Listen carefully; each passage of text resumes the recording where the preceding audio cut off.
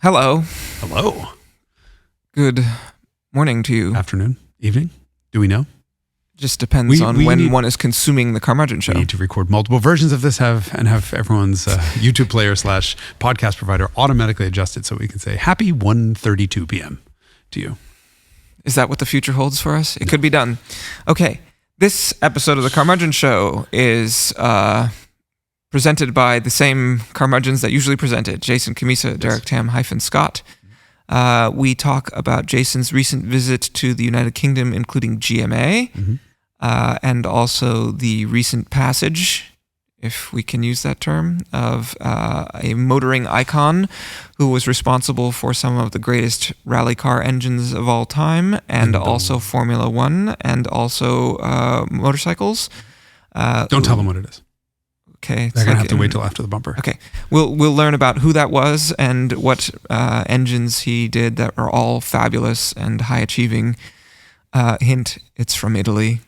Shocker. Yeah, the land of great engines. All right, I will now clap, and then we will get the jingle. Do it again. Need some bass. See, if you were an engine designer, it would be like the world's first tenor 4-cylinder. It was like. Yeah, but I'm not. So instead, I'm just stuck here clapping poorly. Okay. On to the jingle. Winter's coming, Jon Snow. Is this some kind of TV reference of some kind? I don't watch TV. This is maybe not a secret. I don't watch TV either, and yet I know that because everyone knows two things. Number one, Winter's coming. Jon Snow, and that's Game of Thrones. Okay. Which is not just TV, it's like that's television. A TV show? Okay. You genuinely don't know? No. I do know that's a TV show, but I've never seen it. Normally I'm the one who's just, I completely miss all cultural references, but even I saw a Game of Thrones. But also, ignore the fact that I'm in a t-shirt because winter's coming. Also, winter is what destroys, one of the things that destroys car batteries. And cars generally. I winterized a car yesterday. Is that why you have a jacket on? Yes. Is this the hangover from winterizing a car yesterday? No, I was in Maine yesterday and prepared a car for winter storage. Did you put a battery tender brand battery charger on it? Battery of course. Maintainer? You did? Naturally. Oh, recently acquired, and the car came with one. Wow. Yeah. That's a smart owner. This episode of the Carmudgeon Show is sponsored by a battery tender. A battery tender makes battery maintainers and battery chargers, and also jumper boxes that are built in with battery chargers. So you get in your car, and if you've forgotten to plug in your battery tender battery maintainer, you can jump it. Or your car is just that sad that it has an incredible draw, that if you leave it for an hour, it flattens a battery. Yeah. Then battery tender is your solution. Yes. Don't wait until spring to have to go buy a new battery. This is the time to go get a battery tender, battery maintainer, and you can save 20% or more on your car insurance. No, on your battery tender. We can't give a discount on Haggerty car insurance, but no. On your battery tender using the code Haggerty20 at Battery Tender's website. Which is batterytender.com. Is that correct? An HTTPS://? Don't you hate it when people say backslash? Because there are no backslashes in URLs. In URLs, correct. Yes. They are elsewhere, probably. Yeah, in file structures. Right? Yes, exactly. MS-DOS for the win. Okay. I apologize for my caffeinatedness. I'm still a bit jet lagged. Because? I've just come back from London. That must make your arms very tired. Yeah, okay. Here, have my coffee sticker. Yes, I have some things to note about British cars on the road. I've never seen such a lack of color in my life as the cars on. It is everything is gray or black. Isn't that true here? We add white and a little bit of blue, and they basically don't. So walked around for a full day around London. I think I saw one car that it wasn't. I'm exaggerating, obviously, but yeah, easily the most drab-colored fleet of cars I've seen in recent memory. Also, more than Hamburg? More than Germany. Yeah, Germany, you'll occasionally see spots some of colors. really outrageous thing that, is the result of someone in the 90s having done Harlequin or something like that. So there was that, and then there's the other thing I noticed is that traffic moves at such an incredible pace when it finally, like London traffic is horrendous.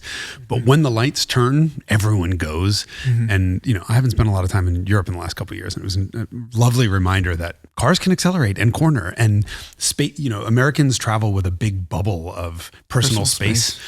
And Europeans don't. And I love that. Yeah. Did you see many old cars out and about? Because that was another thing that I noticed when I was there. Because you don't. What? Right. I did. You did? Yeah. I saw a lot of old cars being used. I saw a couple old 911s. I saw an Alpha Spider. Beautiful, like 70s Alpha Spider. Oh, I did much better. I saw a Rolls-Royce Silver Shadow being driven around in London. Oh, I was going to say, were you at Goodwood? No. I was being driven around London. Also in London, Regent's Park, I saw a Bentley S1 Continental. Fastback, 1955 or 6 I was or in something. an area where one would not see such things. And I saw a Rosso Dino, an orange Ferrari 246 Dino with flares and chairs, just sitting in traffic. Oh my God. So we were in a good spots. scuzzy location at a shitty hotel. So there were no nice cars. There were, however, many brands of cars that I had never heard of. And this is like, as an automotive journalist, like... Were they Chinese? Yeah. Big demerit points that I didn't even know what the fuck they were. Like, how do you pronounce these names? This is not good. So I need to... Well, the American market is insular because we have protective tariffs. We could talk about tariffs again. We did. We're not going to do that. But no, very, very... This is the first time in my life that I've gone to Europe and said, what's that? Given I moved when I was 15, moved to Germany, and that was my sort of first intro to Peugeot, Renault, and all these other brands that we just didn't have in the US, and I've kept up with everything. Despite the fact that your family had a Peugeot. Okay, that's also true. And a Saab. We had weird cars. Yes. And Toyotas, foreign jobs. But I was in London for two things. Number one, we were there for the International Motor Films Award ceremony. Congratulations. Thank you. This is the fourth year in a row. Did you have to check a bag on your way back because of all your hardware, or are they mailing it to you? No, but I'll do an insert of the trophy. The trophy is quite dangerous looking. Not TSA safe. No, but so I do have to, every year I've had to talk my way through security. Oh, so you did bring it with? I did. I brought it back. It's a huge honor to win. So the Motor Films Awards, we are up against, I shouldn't say we're up against, our category. We were nominated 6 times. In documentary short, documentary episode, journalism film, and a technical achievement award for cinematography. And we're up against like the F1 movie, and there's a movie with Tom Cruise, whatever the fuck, Top Gun or whatever the fuck. I don't even know. You don't watch TV shows. I don't watch movies. I watch neither. And so it's really wild to go on stage and accept an award after F1 has just accepted an award, but it's really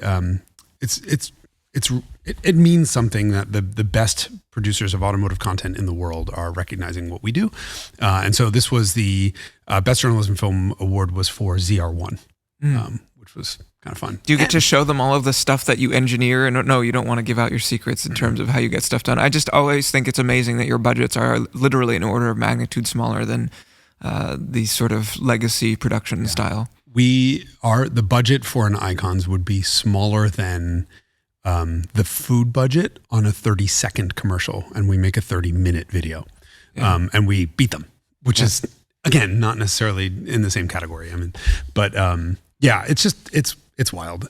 I'm guessing most of the film people in there understand how we do some of the things that we do, but the general consensus is always they're running over to us, going like, "We don't know how you guys do this on YouTube."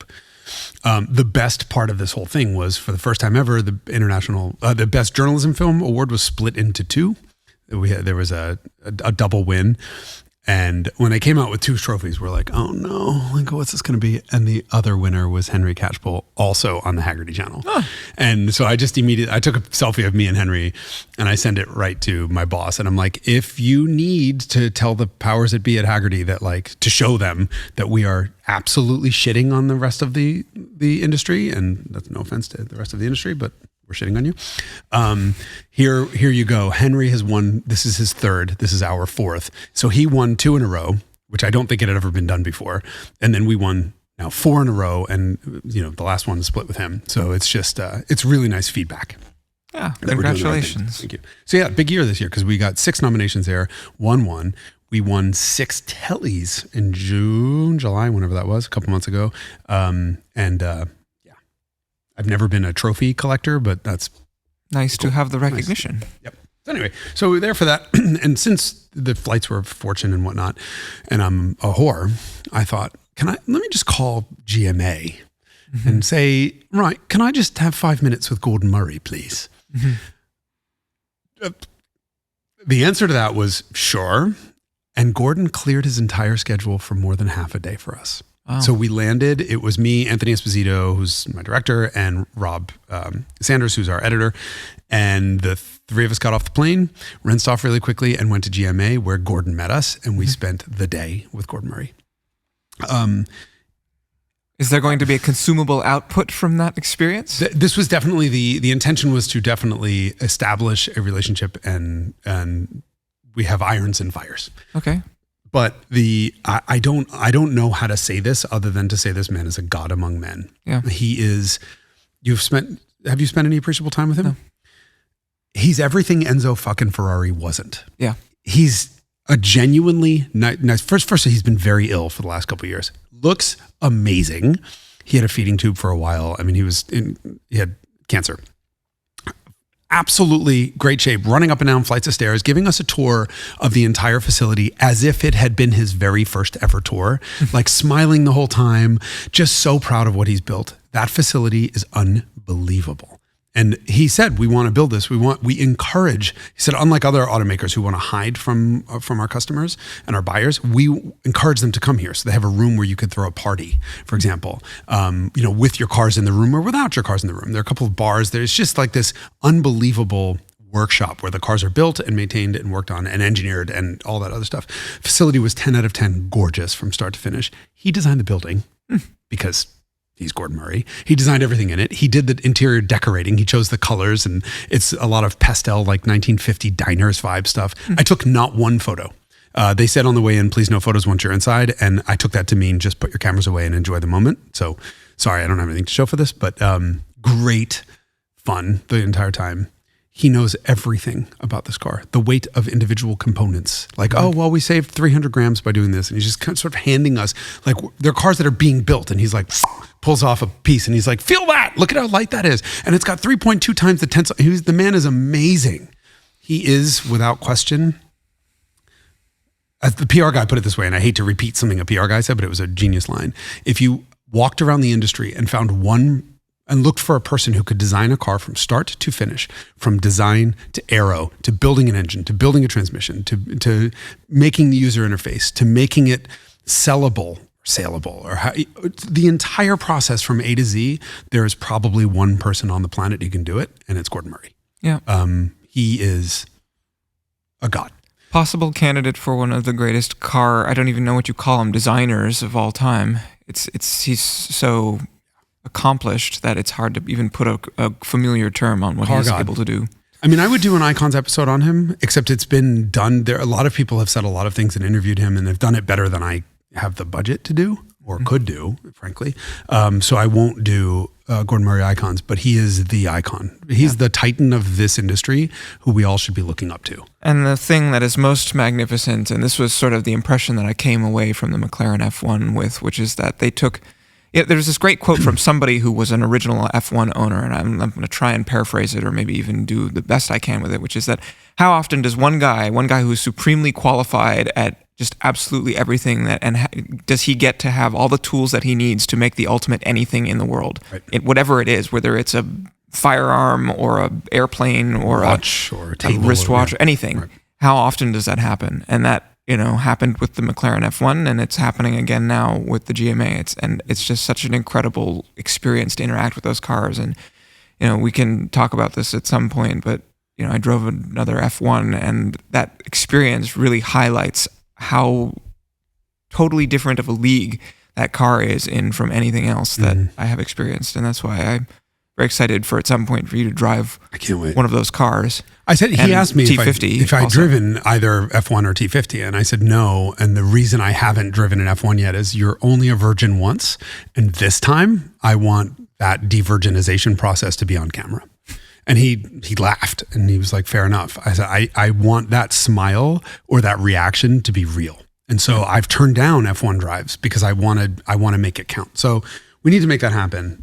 But I need to, I want it to count because I want to capture that moment. I think everything he wants in these cars is incidental to all the bullshit that all the other car companies are concentrating so on. misguided. So we were talking about the sound. And so Anthony Esposito has not heard one in person yet. And he said, so, I said T50? A T50. And I said to Gordon, listen, I got a ride in it with Dario Franchitti driving it. And I said, Gordon, I got to be honest with you. I don't do drive-alongs, and I know that sounds shitty, but I'm like, I'm not going to ride in a fucking car. I did fly to LA to ride in the T50, and I'm glad I did, because just the experience in the passenger seat was orders of magnitude more exhilarating than any new car I've driven in the last 10 years. And he was all smiles about that. And Anthony, who's an unbelievable talent with sound, is like, well, what was your real impression of it? And I said, well, when I saw it on video, that Cosworth at 12,000 RPM Cosworth V12 sounded synthetic and it sounded tuned. And it didn't in person. They're so multi-layered, and it's not like LFA. Gordon jumped right in. He said, yeah, the LFA seems contrived. You can tell it's been tuned and whatever. And we had a great conversation about this sound. He agrees that the LFA is one of the best sounding cars of all time. And Anthony asked him, how much time did you spend tuning the exhaust sound on T50? And he said, not 1 second. And Anthony was like, that can't be. And he's like, it is what it is. He said, we took the runner length and volume numbers from Cosworth and the intake plenum volume from Cosworth, and we gave it what it needed to make. And those are specs for power. Mm-hmm. We gave it exactly what it needed, and that was it. We heard it run when it was installed in the car. We heard what it would sound like when it was installed and running in the car. That's it. Oh my God.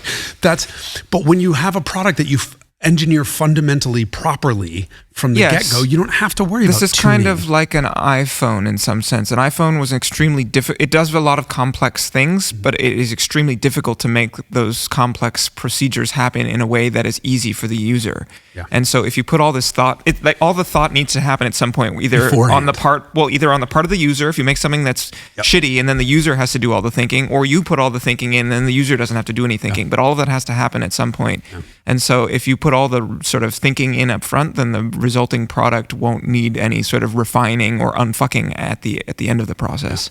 It's very authentic. It's very authentic. And he was talking about his involvement. So he had meetings continually throughout the development. I could have done a 2-hour special on T50, and I absolutely left with enough that I could have written a magazine article on this whole thing. But I took no notes and took no photos, and it was just to get to know him. But he was talking about his obsession with weight along every step. And he was talking about if there was a blanket rule that there would be no bolts with larger than a 10 millimeter head on the entire car.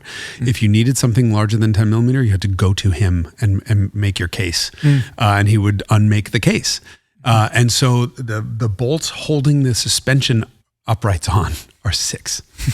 And the actual bolt itself is a 6 mil. It's tiny. Yeah. And he's like, there's no mass.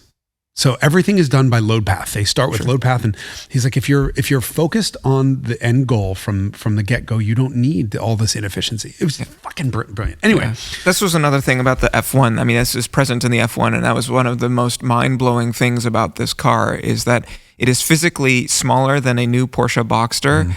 Yet it has a 6.1 liter V12 in there, and it seats 50% more people and has space for luggage, and it weighs 600 pounds less while still being a V12 and holding 3 people than a Porsche Boxster, which is not exactly like a car you think of as wasteful or inefficient. No, they're incredibly packaged. The package of that car is so mind-blowing. It's like it's over a foot shorter than an XJ220. It's 6 inches narrower than an F40, even though it seats 3 people. Like, it's just totally physics defying. It violates physics or the laws of nature or something.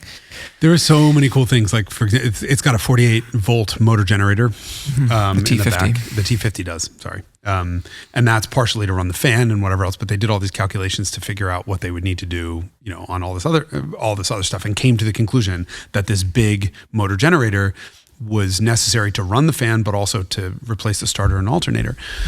And one of the reasons why is the engine's tolerances are so tight to be able to spin to 12.4, which is what he said it spins to, that it needs to spin the engine at 1200 RPM for 3.5 seconds every start. And so is that for it to light off or for oil pressure? For oil pressure, because they want oil pressure before it lights off. Yes. And so that explains the whee boom you get. It's just freaking, there's so much great shit in there. Anyway, but that's not the point of this episode.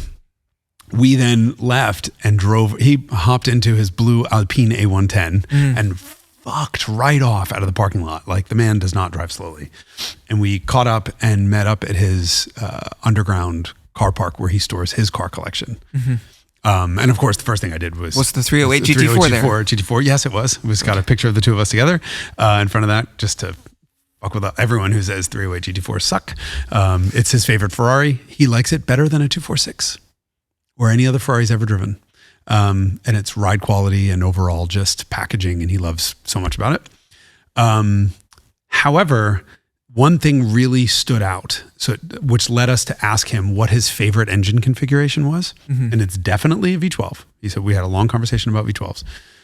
But almost every single car in his collection is a 4-cylinder.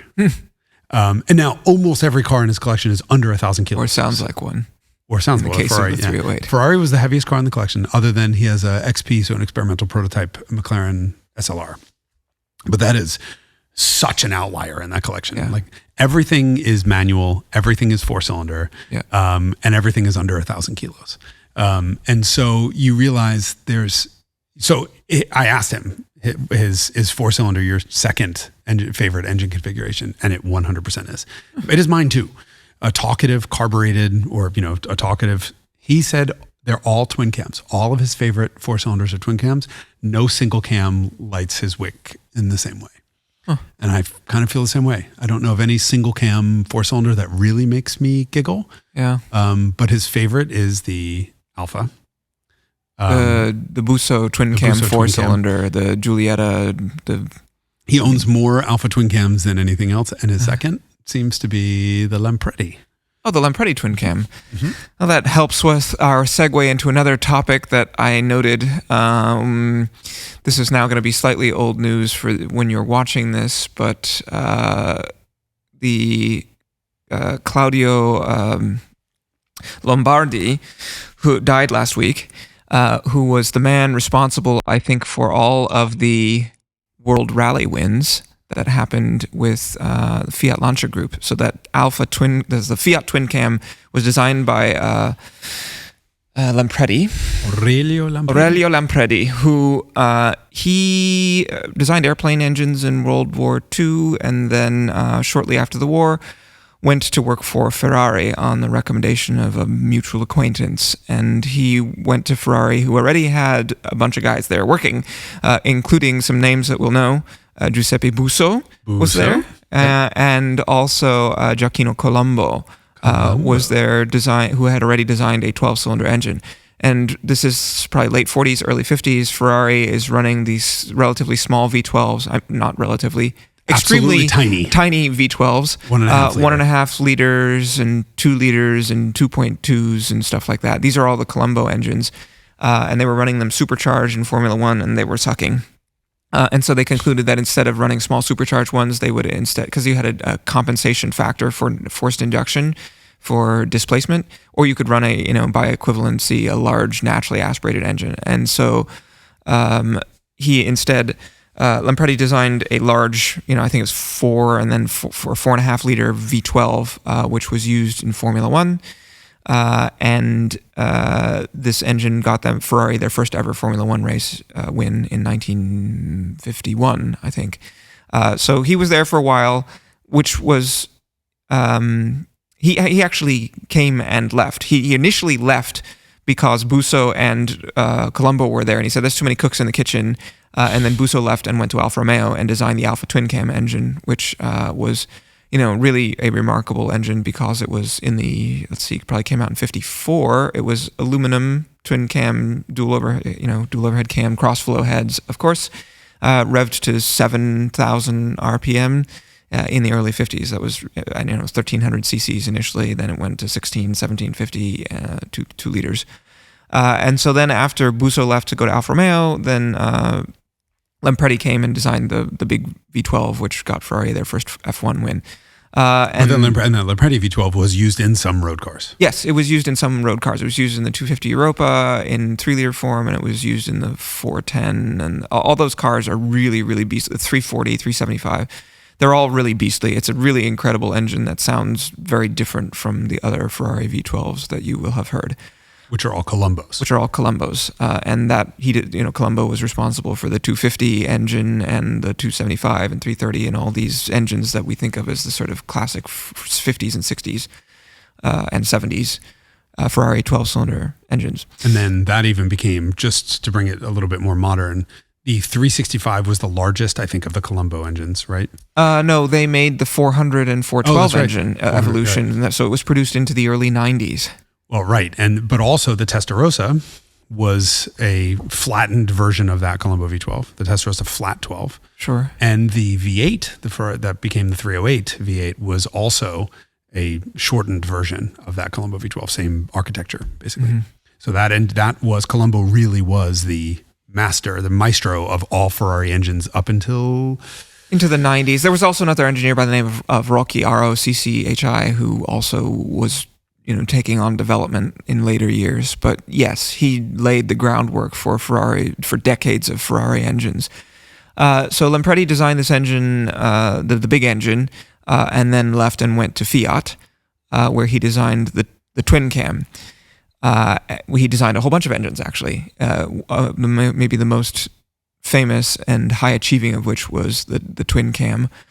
But there were two other 4-cylinder engines there which were not twin cams. One was a pushrod 4 that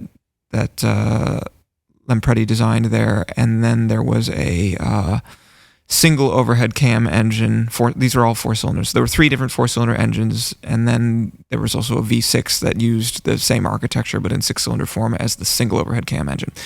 So the twin cam was by far the most sort of illustrious, and this is the engine that Claudio Lombardi sort of evolved into the world's most successful rally car engine ever.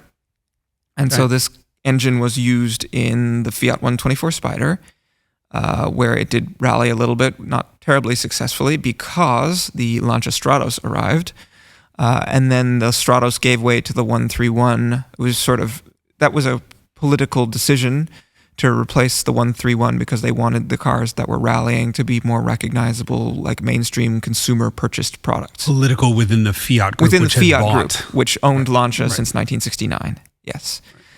So they said, let's win rallies instead with something that looks closer to something that consumers can buy, so that we can have the racing magic rub off on regular old cars. So that was the 131, which was a 3-box shape with the same engine that was used in 124s, at least the Spider and Coupe 124. The original 124 sedan had a single cam and block pushrod version of the same engine, which was again a Lampredi engine.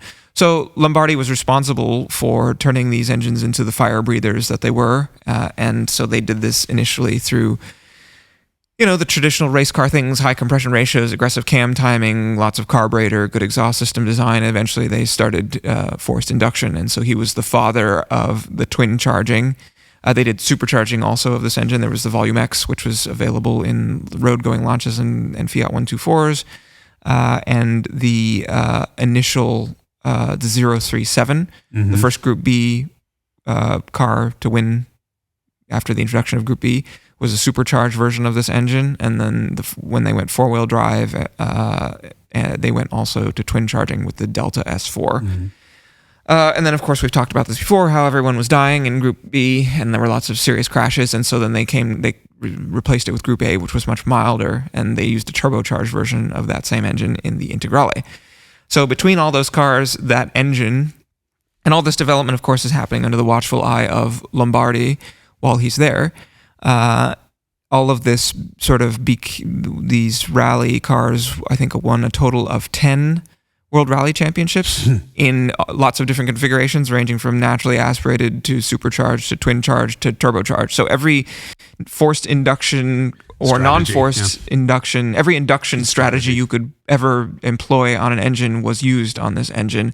And in every form of the car, because as the 131 naturally aspirated, it won rally championships as the 037. The Delta S4 did win a rally championship, actually, yeah, and it won in turn. So every single configuration of that the engine was made in won a World Rally Championship at some point. and the last 5 of those were in the Integrale.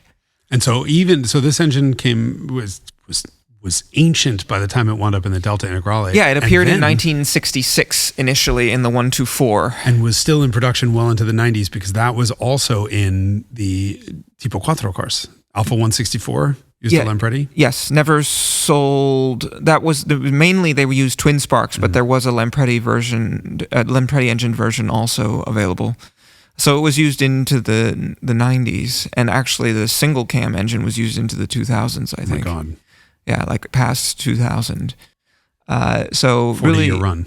In one of the greatest, I think, internal combustion engines of all time. And the other thing, you've driven this engine in many forms probably. You've driven a 037, you've driven an Integrale. Have you ever driven a naturally aspirated Fiat twin cam? I'm trying to think. Be it like a Fiat 124 Spider or a 131 or a 125.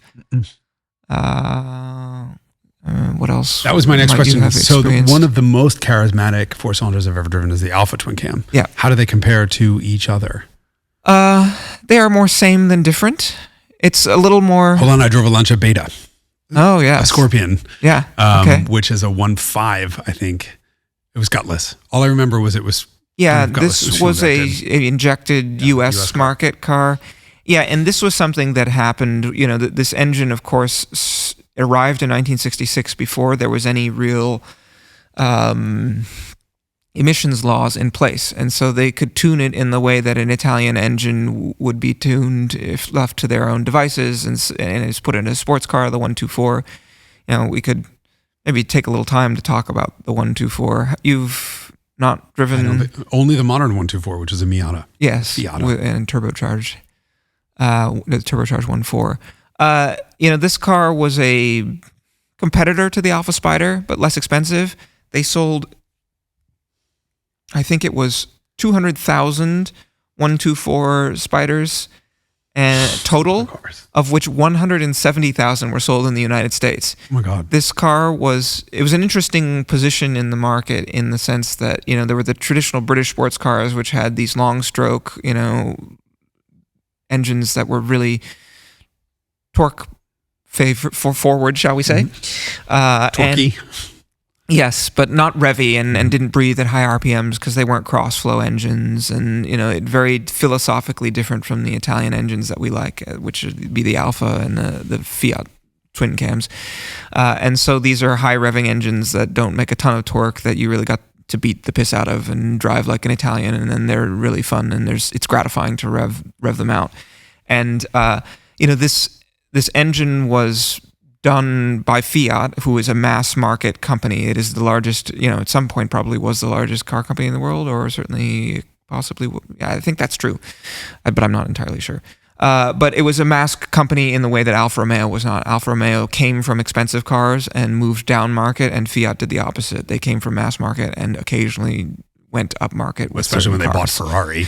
Yes, and that's where the Dino engine, the quad cam engine came from, the V6 was the result of that. So, in typical Fiat fashion, they brought this exciting motor specification to the masses and really brought it to the public in a way that was more accessible than the way that Alfa had done. And all of these original the Alfa engines and the twin cams generally, in order to do valve adjustments, and this is true of the 190 Cosworth too, you have to use shims, and the cams have to come out in order to do that, because you have to remove the cams to get to the buckets, where the shims go. The Fiat twin cam, though, they decided on a different solution that worked, I think, better, was more sensible, and reduced maintenance costs a lot. And basically what you could do was there was a special tool that would depress the bucket so that you could, and then you would put the shim on top of the bucket instead of underneath the bucket, so that you could do it with the cams in situ. So you didn't have to retime the engine and pull camshafts out. So, it just, I don't know, what is that, a 75% reduction in the amount of time you need to do a valve adjustment? So, which is probably fairly often, right? 20,000 miles or something like that.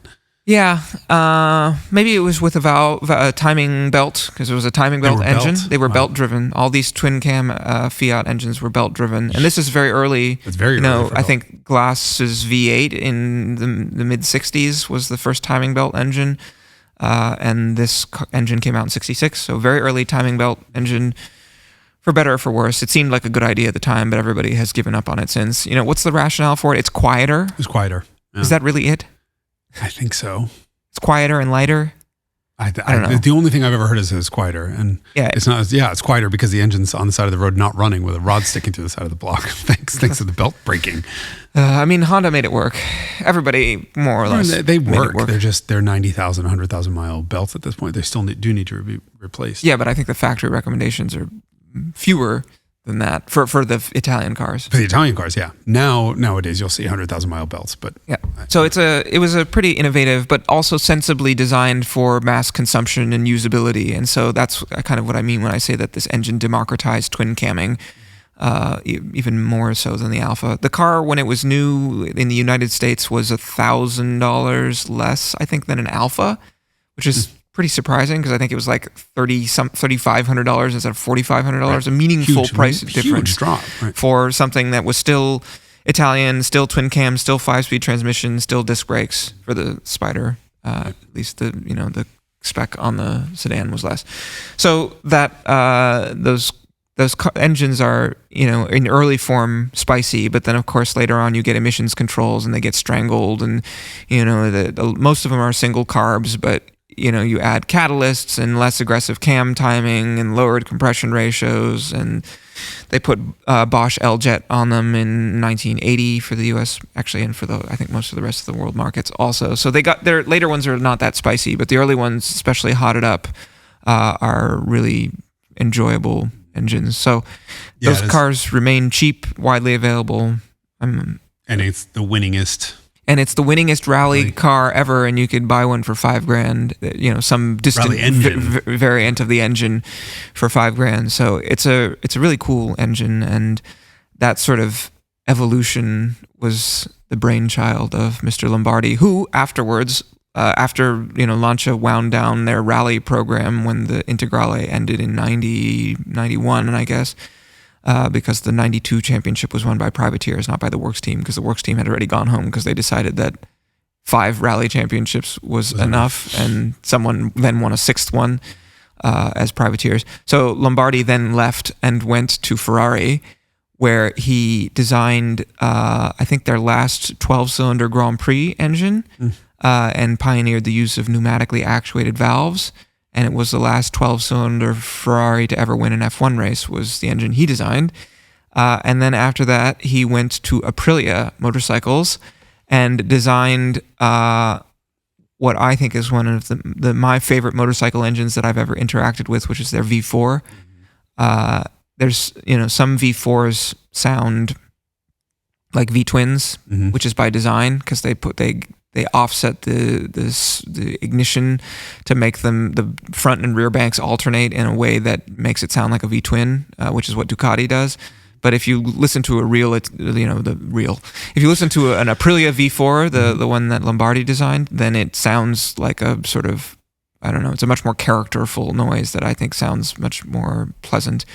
Funny, Gordon Murray was talking about that same exact thing. He's actually a huge motorcycle guy also. And he was saying that while he loves and appreciates the silky smoothness of a Japanese inline 4 motorcycle, he said, just get on an Aprilia V4. I think he was talking about Aprilia. He was talking about get on a V4, and just the character and the vibration and the noise is so otherworldly. Yes. That makes you forget about the lack It's a of smoothness. Character a little bit like a good big American V8, but a motorcycle land, but not as coarse as like a Harley V-twin, which is just too coarse. Architectural.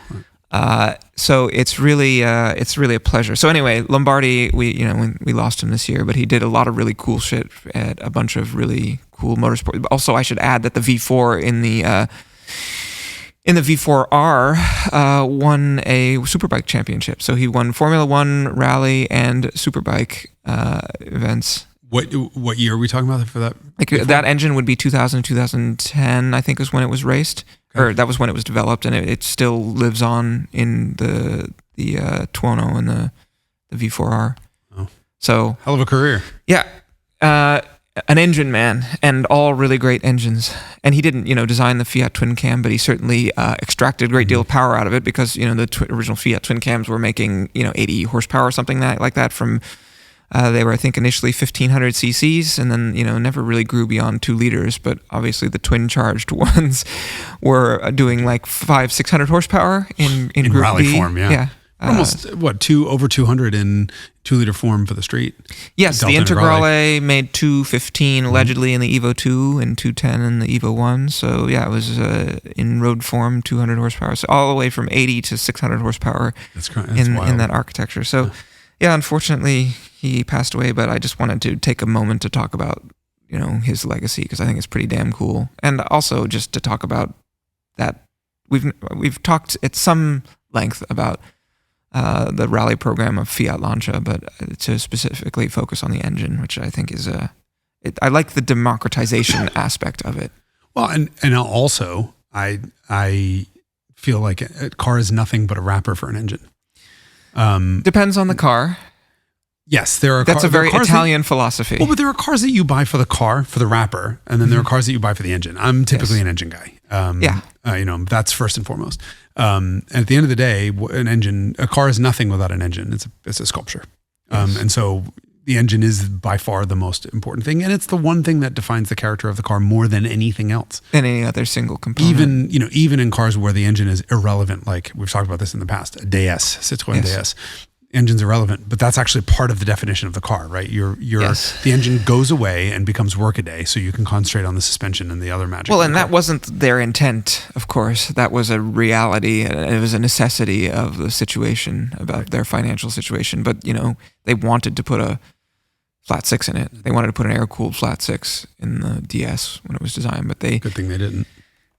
I think they struggled with cooling. They built a bunch of prototypes, but they just couldn't get it across the line in time. And they had so many delays and other issues with the rest of the car that they just said, okay, we're going to stick with the old Traction Avant engine from the 1930s. Have you ever driven a Tatra? Tatra never did a flat six. No, they did V8s. They're air-cooled. Yes. I'm trying to think who else has done flat sixes, and the only one that comes to mind is Subaru. And after experiencing Subaru flat sixes, I can say that Porsche is the only one that I've driven that's actually gotten the configuration right. Yeah, has anyone else done flat sixes? Alfa Sud never did it, right? Alfa Sud those were flat fours. Those were flat fours, yeah. Yeah, interesting. I'd be curious to see what a Citroën flat six. But what I love about the DS is that the engine is not relevant. But it would be nice if it was like less coarse. It'd be nice to me. That's just the perfect electric conversion. Yes, I need to say that. Yes. No, we've talked about this. I totally agree. Or put a Lampredi twin cam and rev it to $8,000 and have it be nuts. Yeah, that could be with a pair of downdraft Webers. Yeah. That's the sad thing about the only, like I said, the only Lampredi that I've driven was in that, other than the Delta Integrale, where it's a non-event, was that Beta, and it was also a non-event. Once you put fuel injection on a lot of these 4-cylinders, well, especially in this, if the goal was to meet California emissions, which it was, because where are you going to sell a whole bunch of 2-door convertibles? Yeah, in 1980. But you and I have talked about the sort of 3 eras of the V12. You have the carbureted era where they were just magnificent, and then you have the first fuel injected era where the engines are just meh. And then, but to be fair, that happened to almost all internal combustion engines. It did, but less so to like things like flat sixes and straight sixes. Like 6-cylinders and V8s did pretty well through the fuel injected. Through CIS. You're talking about mechanical injection. Well, through the emissions eras, where V12s got and 4-cylinders got really. I mean, most of the 4-cylinders that we have today are still just work-a-day nothing. And so the reason that I wanted to bring up the Gordon Murray transition there is, here's a man who could have anything and does have, he's got a lot of cars. Yeah. And he chooses 4-cylinders because they're characterful. And of course he's choosing carbureted Italian 4-cylinders. Yes. And I think the only thing that we have today with any character whatsoever is the Honda K-Series. I think it's today, right? I mean, but I think a lot of our audience is young enough that they haven't experienced some of these amazing 4-cylinders, and they're kind of like, why do you? I get the question all the time. Why do you have all these Volkswagens? Well, it's the 4-cylinder. That's why. Yeah. And people don't. You drive a BMW E30 M3, and it's fucking wretched. Yeah. As an engine. So it's kind of, I think, hard for people to imagine how wonderful these. They have to be hotted up, though. I mean, they're so incredibly responsive to having the right cam profiles and the right breathing. Even the 60s ones? Yeah, I mean they built sleepy ones that were sort of like they're fine, but when they really like become sensational if you know what to do and build them up just right. And this was the experience that Taz was talking about with his Alpha twin cam. He built it to 127 horsepower from 1300 cc's. I mean, it's 100 horsepower per liter basically. Well, it's 1500 cc's now. Sorry, but it's a very high specific output. It's a spicy motor, and when they're spicy, they get really interesting and exciting. You drive a 1600 Alpha. Yes, that is true. With carburetors on. Yes. It doesn't matter that it doesn't make any power. My God, does it make the greatest noise. Yes. And then you take that same engine, or even a 2-liter from a GTV, and then you drive a later injected Spider. Yes, from and the it's early 90s. such a letdown. Yeah, it is comparatively such a letdown.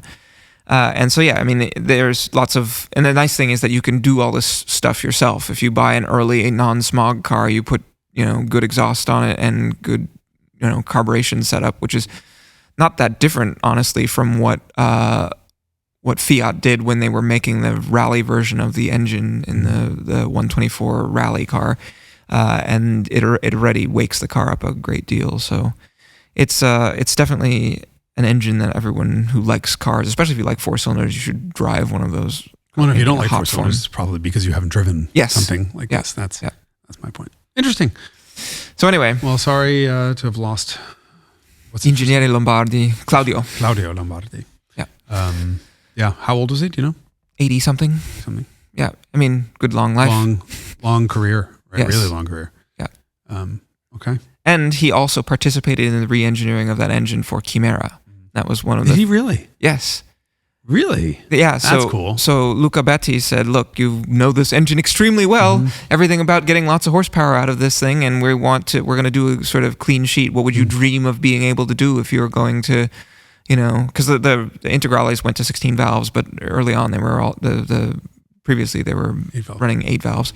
But he knows the engine really well, and they're going to recast everything and sort of re-engineer it. And so he said, "Would you like to participate in this project?" And he said, "Absolutely." And so I think he's a big part of that car's character, and the reason why that engine is such a treat is because they involved the man who knew about the more power than and anything the noise else. that Camaro makes. Oh my God, that's amazing.